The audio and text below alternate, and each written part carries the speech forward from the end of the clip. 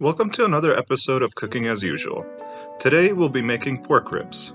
Please don't forget to like the video and subscribe to this channel. Let's get started. First, let's make the rub for the ribs. Please find all the spice ratios in the description below.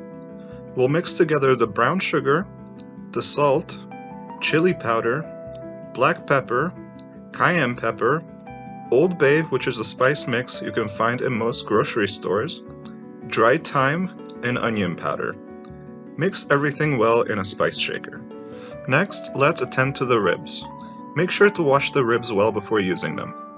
Place the ribs on a heavy-duty aluminum foil and pat them dry as much as possible.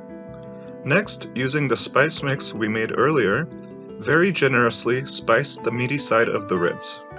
Use a little on the bone side, but you don't need as much. Once all the spices have been used, we're going to wrap up the ribs. Make sure to leave one end of the pouch loose, as we'll need to open up that later.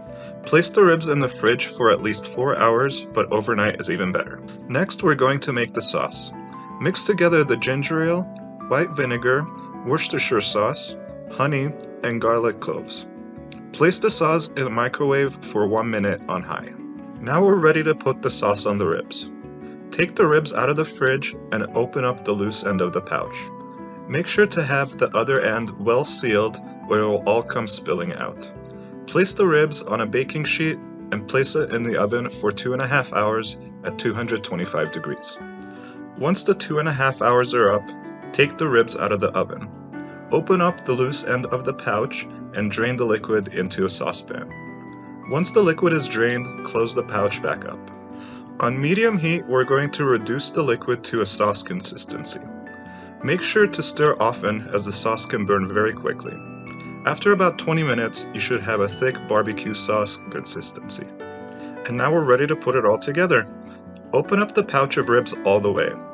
With a spatula or a small spoon, coat the ribs with the sauce. On the broil setting in your oven, and with the pouch open all the way, place the ribs back in the oven for about 5 minutes. Don't walk away or set a timer, as the sauce can burn very easily and all your hard work will be wasted. I had some leftover lentils which I decided to use as a side, but you can use any side you'd like. Once the ribs are nice and bubbly on top, take them out of the oven. While a cat is watching, cut up your ribs, trying to cut halfway between the bones. And there you have it, homemade ribs. Thanks for watching, and as always, thanks, that was delicious.